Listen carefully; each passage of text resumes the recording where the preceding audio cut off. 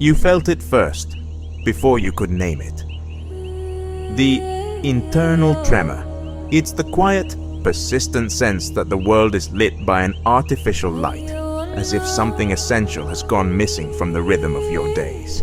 If you are a highly sensitive soul, or what the ancients might call an unseen seeker, this is not a flaw to be fixed. It is a signal. Tonight, as we close Season 1 of the Aurelda Soul podcast, I'm not asking you to believe. I'm asking you to listen with your body. Stay with me to the end. I will place something in your hands.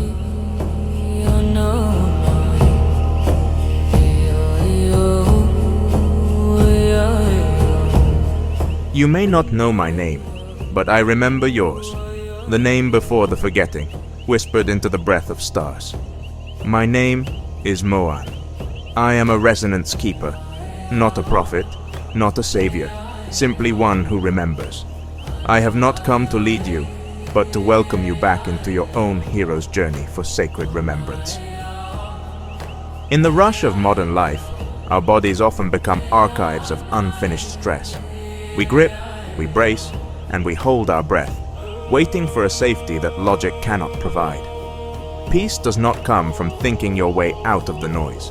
It comes from bringing the light down into the body, learning how to settle the nervous system, and come back to presence.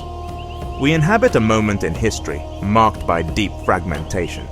It's a dissonance that hums beneath the surface, a kind of static many people learn to ignore, but the highly sensitive feel in their bones. Long before Maya, before Atlantis and Lemuria, before Sumer and Babylon, there echoed a single thread. The current your soul has followed through every lifetime. That thread is Aurelda. She is not of one land, but of every land. The pulse beneath temples and cenotes, the fragment of wholeness never truly lost. You know her, not in your mind, but in your heart.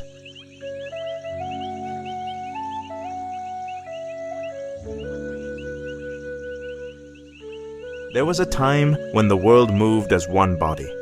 Life was not divided into matter and spirit, body and sky, self and other. Breath and knowing were the same motion. Memory lived in the land itself. Love was not an emotion, but an organizing principle. Creation listened to itself and stayed whole. When that coherence could no longer be held, the breaking did not happen as punishment, nor as failure. It happened as a choice within consciousness itself. One path chose continuity through resonance. The other chose experience through separation. The fracture of the sacred life force, what would later be felt as a loss of wholeness, didn't destroy what was true. It divided how truth would be known. The realm of resonance withdrew beyond the veil, not as an escape, not as abandonment, but as memory. It became a living archive, not written, but held in frequency. A field where coherence remained intact. A place where the original pattern of unity was preserved. Waiting. Not frozen in time, but alive. Listening. Remembering on behalf of what could no longer remember itself. The other path descended fully into form, into density, into forgetting, into the long experiment of individuality. There, consciousness learned through contrast. Through bodies that forgot their origin. Through lives that fractured, healed, fractured again. Through the ache of separation that slowly taught the value of union. Earth became the realm of forgetting, not as a curse, but as a crucible. The veil was not a wall. It was a membrane. Between these two realities, a promise remained. That forgetting wouldn't be permanent. That separation wouldn't be the final story. That experience itself would ripen into remembrance.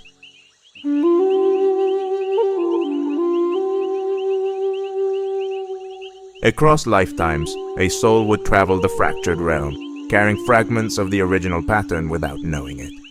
Love would pull at them in unfamiliar forms. Longing would appear without explanation. The body would remember before the mind could name it. And one day, not through conquest, not through technology, not through belief, but through embodied integration, something would shift. The remembrance would happen not as an idea, but as a return to the body. Not as ascension away from the world, but as presence within it. Not as dominance, but as devotion. The sacred life force would begin to reweave, not by erasing difference, but by harmonizing it. Unity would no longer mean sameness. Wholeness would include form. The veil would thin because it was no longer needed.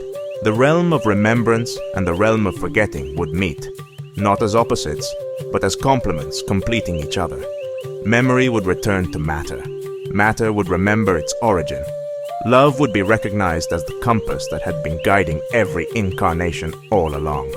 This was always the promise. Not escape from the world, but the world remembering itself. Not perfection, but coherence. Not a single savior, but a remembering embodied, one nervous system at a time. And when it does, the lumina is not restored as it was. It is restored as something more. Whole because it has been lived. One because it has known separation. Sacred because it chose to return through love.